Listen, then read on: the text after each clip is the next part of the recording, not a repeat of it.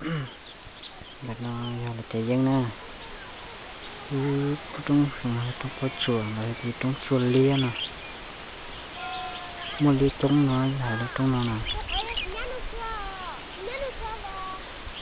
Tàn thầu nào có bây giờ dân đi dân xem.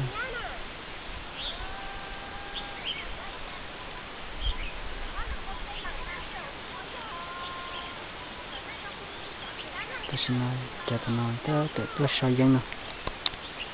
Và tôi là sao nó sao nè.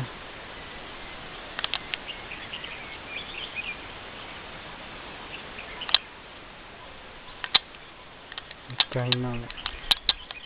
Ta có sao dân này vậy?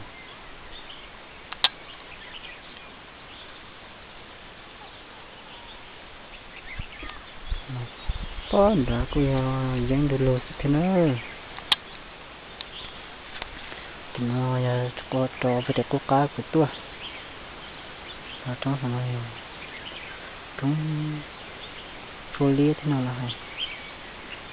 Trong ôi cứ trong tại của hai tao nó theo lên nó mà nếu chống cần vào nó nữa là hay.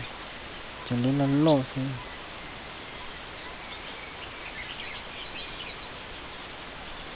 Thì nó chia chống cơ cỏ xài món lưu của chúng mua thế nào.